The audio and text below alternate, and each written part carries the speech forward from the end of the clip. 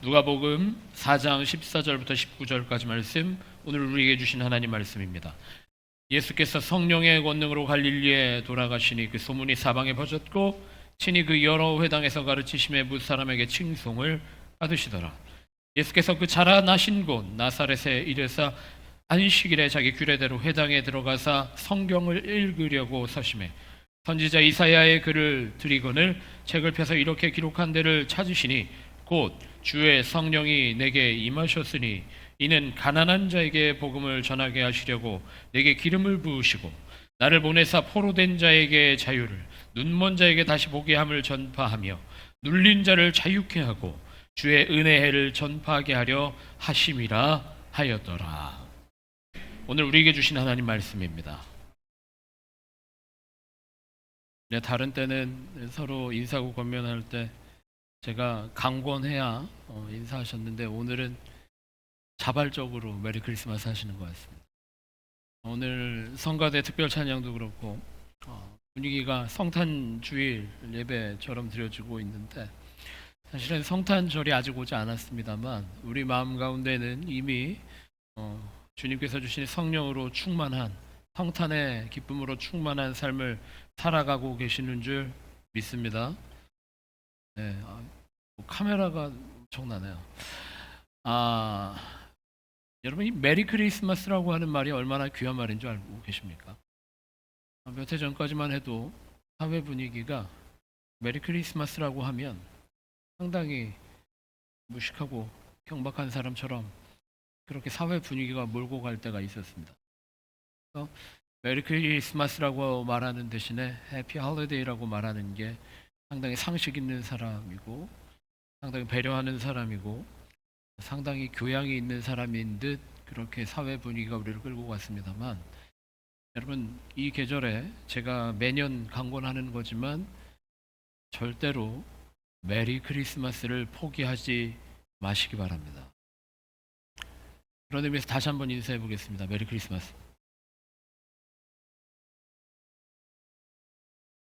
이날은 이 계절은 이 시즌은 그냥 우리에게 할리데이가 아닙니다.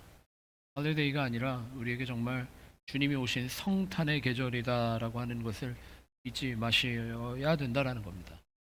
우리가 한 달 동안 어드벤트 기간으로 지나가고 있고 또 누가복음 통해서 주님 오신 이유, 주님 우리를 고치시는 이유, 주님 우리를 살리신 이유, 주님을 바라봐야 하는 이유에 대해서 함께 나누고 있는데 여러분 이 옆에 있는 초가 괜히 있는 게 아닙니다.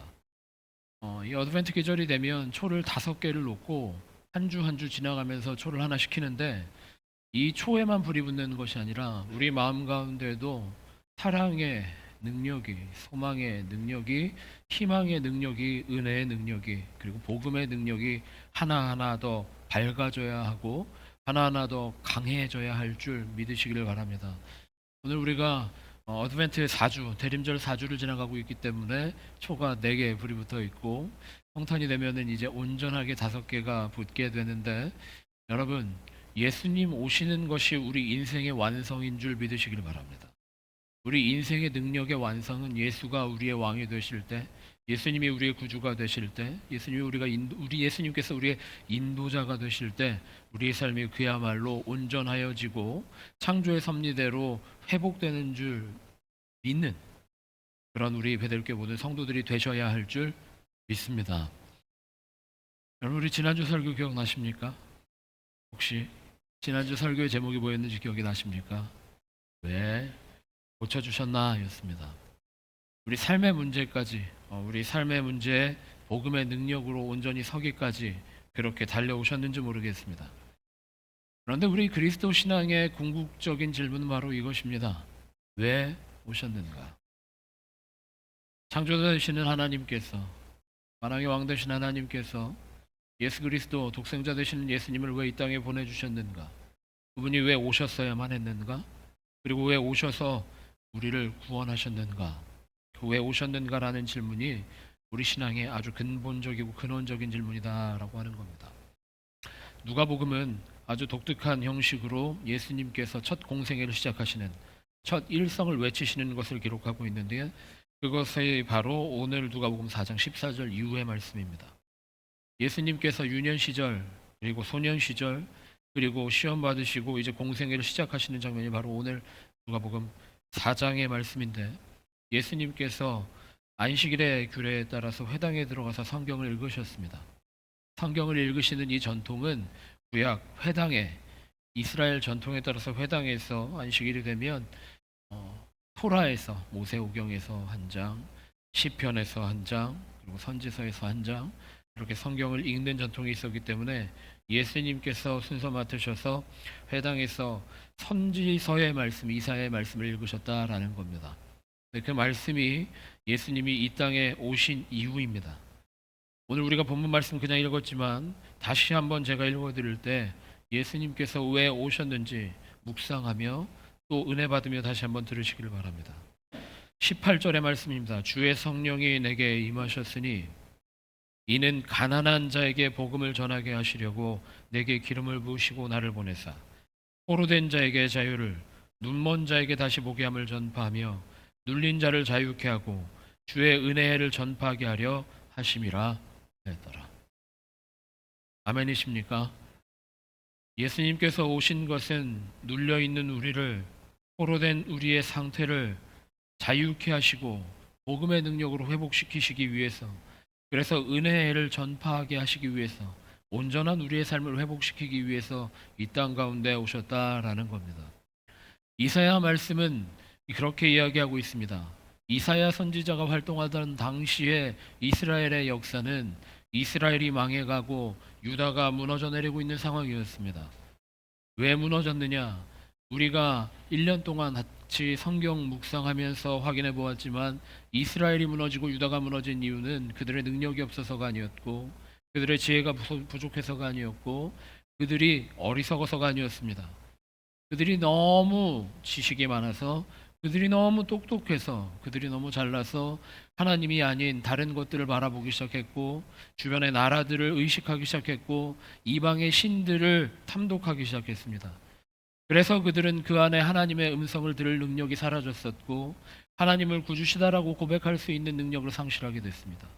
그때 이스라엘이 무너지게 되었고, 눈멀게 되었고, 또 포로되게 되었고, 억눌리게 되었다라는 겁니다. 그런 이스라엘과 유다의 상황 가운데 이스라엘에게 하나님께서 음성을 주셨으니 메시아가 올 때에, 이스라엘을 구원하고 이스라엘 백성과 유다를 구원할 그가 올 때에 가난한 자에게 복음을 전하게 하시려고 내게 기름을 부으시고 나를 보내사 포로된 자에게 자유를, 눈먼 자에게 다시 보게 함을 전파하며 눌린 자를 자유케 하시겠다고 이스라엘 백성에게 약속하신 말씀이 바로 오늘 이사야의 말씀, 그리고 예수님께서 누가복음에서 다시 한번 선포하신 말씀이다라고 하는 겁니다. 그 메시아가 바로 예수님이시다라는 겁니다. 그 기다리던 메시아가, 눌려있던 우리를 자유하게 하시는 그분, 눈멀어 있던 우리를 다시 보게 하시는 그분, 포로된 우리를 자유하게 하시는 그분, 그분이 이 땅 가운데 오셨음을 선포하는 것이 바로 오늘 누가복음 14장의 말씀인 줄 믿으시기를 바랍니다. 이건 우리 신앙의 근본입니다. 우리 신앙의 아주 기본이라고 하는 겁니다. 우리가 이것을 놓치고 우리가 이것을 희미하게 했을 때, 우리가 이것을 업신여기고 이것을 땅바닥에 내동댕이 쳤을 때 우리는 이스라엘이 망했듯이 성도로서의 우리의 정체성은 잃어버리게 되는 것이고, 유다가 무너져 내린 것처럼 주님의 자녀로서의 삶의 회복, 주님의 자녀로서의 삶의 풍성함은 잃어버릴 수 없게 된다라고 하는 것, 이 성탄의 계절에 이 귀한 복음의 소식을 듣고 보고 깨닫고 살아갈 수 있는 우리 배달교회 모든 성도들 되시기를 축복합니다. 누가복음, 예수님의 오심이 선포된 말씀이 바로 이 말씀인데, 누가복음에는 다른 복음서에는 등장하지 않는 아주 독특한 한 인물이 등장합니다. 제가 아주 좋아하고 제가 아주 사랑하는 인물인데 누구일까요? 여러분이 웃으시는 이유가 있을 것 같습니다. 제가 아주 동질감을 갖고 있는 인물이 하나 있는데, 삭개오라고 하는 인물입니다. 삭개오라고 하는 인물은 우리가 아주 잘 아는 인물인데 세리장이었습니다. 세리장이었고 아주 부지런한 사람이었습니다. 이 부분이 중요한데 제가 삭개오를 좋아하는 이유입니다. 키가 작았다라는 거예요. 우리가 삭개오를 인식할 때에 삭개오는 아주 표독스러운 인물이었고 아주 배신한 인물이었고 인간성이 말살된 인생을 살았던 인물로 우리가 오해하고 또 곡해해서 생각할 수 있습니다만, 여러분, 세리장이라고 하는 직업에 대해서 다시 한번 생각해 보게 됩니다. 우리가 인식하고 있는 것처럼 이스라엘 백성을 배반하고 로마를 위해서 세금을 걷고 로마의 앞잡이가 되어서 살았던 인물이어서 그가 손가락질 당하고 미움받은 사람이었다라고만 생각할 수 있을 것인가, 아니면 세리장이라고 하는 직업이 우리가 생각하는 것처럼 이 시대의 직업으로 생각했을 때에 회계사 아니면 PCA처럼 생각했을 때 우리는 그 인물이 정말 열심히 살았던 인물이고 그 삶에 대한 열정을 가지고 있는 인물이고 노력했던 인물이었다라고 평가할 수 있을지는 여러분들의 몫입니다만, 그야말로 삭개오는 자신의 인생에 있어서 아주 정직했고 열심히 살았던 인물이었다라고 하는 것은 우리가 부정할 수 없을 것입니다. 우리가 이것을 어디서 엿볼 수 있느냐면 삭개오가 예수님 보려고 어떻게 노력했는지를 우리가 봐야 한다라는 겁니다. 삭개오는 키가 작다라고 했습니다. 웃으셔도 됩니다. 키가 작은 그 인물이 큰 무리 속에 들어가서 예수님을 볼 수 있다라고 하는 것은 어쩌면 기적적인 일일지도 모르겠습니다. 여러분들에게 그런 경험이 있으실지 모르겠습니다. 사람들이 많은 곳에 가서 연예인이나 아니면 보고자 하는 가수나 유명 인사를 보려고 할 때 이게 쉬운 일이셨습니까? 쉽지 않습니다. 사람이 많은 곳에는 키가 작지 않더라도 키가 매우 큰 사람이라고 하더라도 그 인물에게 접근하고 유명 인사에게 접근한다라고 하는 사실은 쉬운 것이 아닙니다. 그래서 놀이동산에 가면 아이들이 그렇게 엄마 아빠 등 위에 올라가서 목마를 타고 퍼레이드 구경하는 거 아니겠습니까? 키가 작다라고 하는 것은 그렇게 접근하기가 어려운 핸디캡을 가지고 있었다라는 얘기이지만 삭개오는 어떻게 해서든 예수님을 보게 됩니다. 얼마나 극성인 사람이었는지 우리가 알 수 있게 되는 대목이 무엇이냐? 그가 세리장이라고 하는 직업을 가지고 있었음에도 불구하고 뽕나무 위를 기어 오르기 시작했고 뽕나무 위에 올라가서 예수님을 보았다라고 누가복음은 기록하고 있다라는 것. 얼마나 열심히 살았던 인물이었는지 우리가 확인할 수 있다라고 하는 겁니다. 그런데 우리가 이 본문 말씀 삭개오 사건을 통해서 확인하고 주님께서 주시는 메시지로 받아들여야 하는 것은 사실은 뽕나무 위에 올라간 삭개오가 아닙니다. 여러분이 아시는 것처럼 삭개오를 예수님이 보십니다. 보시고 예수님은 그렇게 말씀하십니다. 내려오라. 여러분이 나중에 본문 말씀을 꼭 확인해 보시기 바랍니다. 예수님께서 삭개오가 뽕나무에 올라와 있었기 때문에 그 집에 거하신 것이 아니라 삭개오에게 내려오라고 명하시고 그 내려온 삭개오의 집에 유하시게 되는 순서를 바라볼 때에 예수님은 아주 분명하게 삭개오에게 명령하셨습니다. 그 동일한 음성을 우리에게도 주고 계시는데 내려오라. 우리가 아무리 인간적인 열심으로 살아도 세상의 가치에 따라서 살아도 세상이 우리에게 살라고 등 떠밀며 살아도 우리는 영생을 얻을 수 없습니다. 하지만 그 세상의 가치에서 내려올 때에 세상의 경주에서 내려올 때에 주님께서는 우리를 붙들어 주시고 주님이 우리와 동행하여 주시고 우리의 집에 거하여 주시고 우리에게 영생을 허락하여 주시는 줄 믿으시기 바랍니다. 우리가 간혹 아무리 노력해도 예수님의 음성, 하나님의 음성을 들을 수 없고 우리가 아무리 기도해도 성령의 역사를 바라볼 수 없고 우리가 아무리 발버둥 쳐도 주님의 역사에 동참할 수가 없습니다라고 하소연하는 것들을 듣게 됩니다. 하지만 진정으로 다시 한번 생각해 보았을 때에 우리의 열심으로 주님께 닿으려고 했었던 것은 아닌지 우리의 열정으로 주님의 음성을 잡아내려고 노력하고 있었던 것은 아닌지 돌아보아야만 한다라는 겁니다. 주님이 오신 이유는 하늘의 권세를 내려놓으시고 이 땅 가운데 우리와 같은 모양으로 오신 이유는 우리와 같은 사람이 되셔서 이 역사 가운데 들어오셔서 겸손의 왕이 되셔서 우리와 이야기하시고 우리를 구원의 길로 인도하시기 위함이셨음을 잊지 않으시는 베들교회 모든 성도들 되시기를 바랍니다. 그 주님을 닮아서 우리도 내려오라고 명령하시는, 그 뽕나무 위에서 내려오라고 명령하시는 그 음성 듣고 우리의 것들을 주님께 내려놓고, 우리의 욕심을 주님께 내려놓고, 우리의 생각을 주님께 내려놓고 주님 앞에 나아가 주님께서 들어쓰시는 것을 경험하는 복된 베들교회 모든 성도들 되시기를 축복합니다. 주님께서 진정으로 이 땅 가운데 주님의 말씀에 순종하고 내려오셨을 때에, 예수님께서 하나님의 구원 계획 가운데 순종하고 이 땅 가운데 내려오셨을 때에 주님은 골고다 언덕에 높이 오르셨고 십자가 위에 높이 세워지셨고 기어코 우리의 구세주로 하늘의 권세 위에 하늘 보좌 주님 좌편에 우편에 올라가셔서 우리의 그리스도로, 우리의 구원자로 지금도 우리를 위해 중보하고 계시는 줄 믿으시기를 바랍니다. 오늘 말씀을 보면서 오늘 본문 말씀을 보면서 우리는 간혹 불편할 때가 있을지도 모르겠습니다. 오늘 본문 말씀에 보면 18절에 주님이 오신 이유가 가난한 자에게 복음을 전하게 하시려고, 가난한 자에게 복음을 전하게 하시려고. 여러분은 가난한 자가 누구라고 생각하십니까? 가난한 자가 누구라고 생각하십니까? 우리는 다 부유하십니까?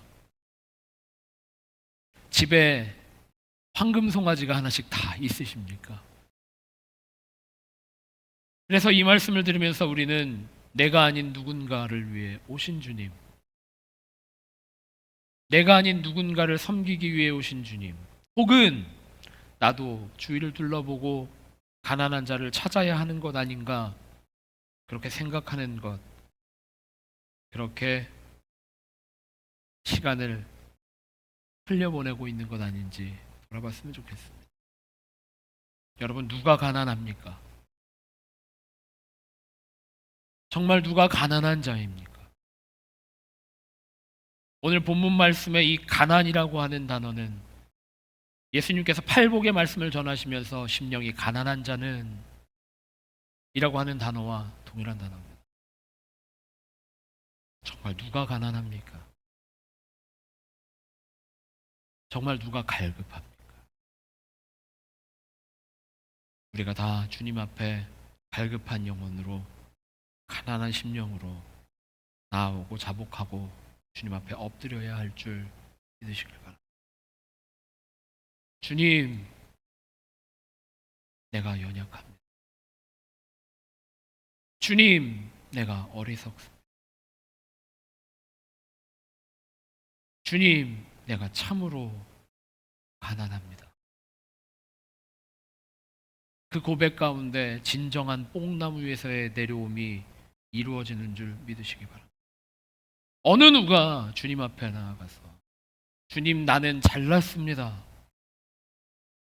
주님, 내가 풍성합니다. 주님, 내가 똑똑합니다. 주님, 내가 지혜 있습니다.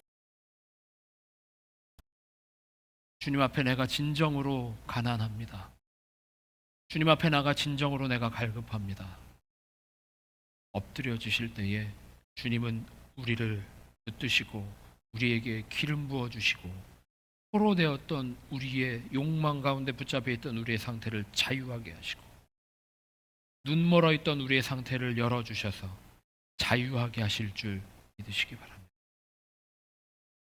그야말로 우리 한 사람 한 사람을 위해 주님이 오셨다라고 하는 사실, 그야말로 우리 한 사람 한 사람에게 역사하시기 위해서 지금도 일하고 계시는 주님이시다고 하는 사실을 잊지 않는 베들교회 모든 성도들 되시기를 축복합니다. 2024년 우리가 참으로 열심히 달려왔습니다. 기쁜 일들도 많았습니다. 이럴 때 우리가 더욱 조심해야 하는 것은 우리가 주님 앞에 나가 우리가 잘났습니다라고 고백하는 모양이 있는 것은 아닌지 돌아보아야만 합니다.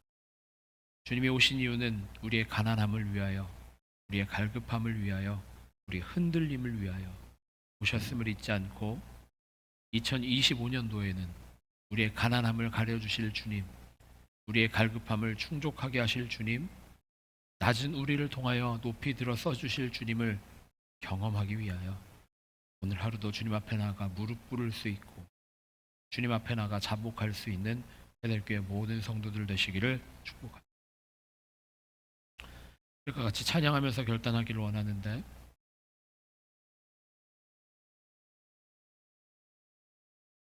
여러분, 사실 주님께서 이 땅에 오신 이유를 우리가 거창하게 설명할 필요가 없습니다.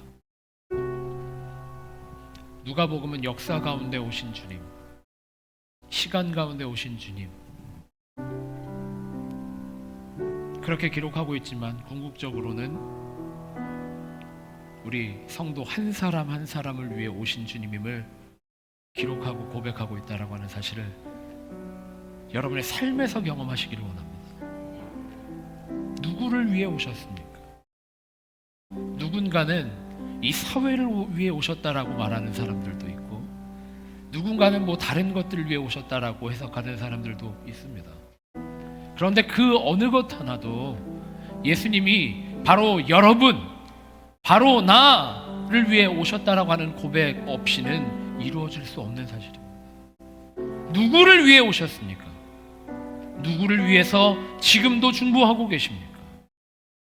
바로 우리 모두 한 사람 한 사람을 위하여 이 땅 가운데 오셨고 우리를 회복시켜 주셨고 우리를 구원하여 주신 주님임을 잊지 않고 고백하며 주님께 영광 돌려드리는 이 귀한 성탄의 계절을 회복하실 수 있는 베델교회 모든 성도들 되시길 바랍니다. 그렇게 고백할 때에 눈멀어 있던, 우리의 생각 가운데 눈멀어 있었고 우리의 욕망 가운데 눈멀어 있었던 우리를 눈 열어주셔서 주님의 사명 가운데 소명 가운데 초청하여 주시고 하나님 나라 천국 백성으로 살아가게 하여 주시는 그 주님의 은혜를 경험하고 은혜의 해를 선포할 수 있는 베델교회 모든 성도들 되시기를 축복합니다. 주님은 오늘도 우리 한 사람 한 사람을 위하여 일하고 계십니다. 우리 옆에 있는 분에게 인사해 볼까요? 당신을 위해 오셨습니다. 그리고 한 번 더 고백하겠습니다. 옆에 있는 사람에게 고백하는 겁니다. 나를 위해 오셨습니다.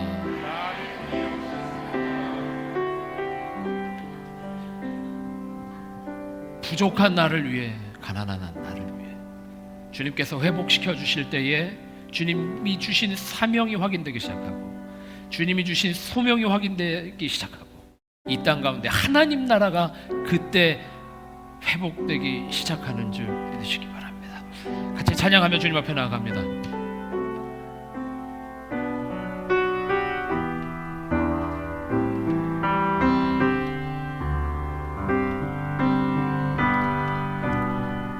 이 세상 가장 아름다운 드리리라. 하나님, 나를 위하여 오신 주님, 나를 위하여 이 땅에 오시고 십자가 달려 돌아가시고 부활하셔서 우리가 이제 죄와 사망의 권세의 노예로 살아가는 것이 아니라, 발목 잡혀 살아가는 것이 아니라 복음의 능력으로 참 자유하게 영생을 살아갈 수 있도록 허락하여 주신 주님, 그 귀한 성탄의 소식을, 복음의 능력을 살아가기를 원하오니 우리 성도 한 사람 한 사람 붙들어 주시고 인도하여 주시옵소서. 주님께서 우리와 동행하여 주시고 성령 충만하게 하여 주셔서 세상에 나가 주님께서 맡겨주신 사명을 온전히 감당하며 살아갈 수 있는 주의 백성이요 자녀가 될 수 있도록 주여 역사하여 주시옵소서. 이 시간 감사하는 마음으로 주님 앞에 우리의 물질들 구별하여 드렸습니다. 주님 받아주셔서 우리의 고백도 주님께서 받아주셔서 하나님 나라의 일에 가장 능력 있는 것으로 사용하여 주시옵소서. 다시 한번 감사하는 것, 우리 교회 안에 역사하시니 감사합니다. 우리 교회 안에 주님께서 일하여 주시니 감사합니다. 더욱 크신 주님의 역사가, 더욱 크신 주님의 능력이 이 땅 가운데, 이 교회 가운데 베풀어질 수 있도록 주여 허락하여 주시옵소서. 이 시간에도 아픔으로, 걱정으로 근심으로 힘들어하고 있는 지체들을 주님 찾아가 주셔서 위로하여 주시고 회복시켜 주시고 일으켜 세워 주셔서 주님의 뜻 가운데 다시 모일 때는 함께 모여 한 사람도 빠짐없이 함께 모여 주님 앞에 예배하고 하나님 나라 천국 잔치를 누릴 수 있는 베델교회 모든 성도들 될 수 있도록 인도하여 주시옵소서.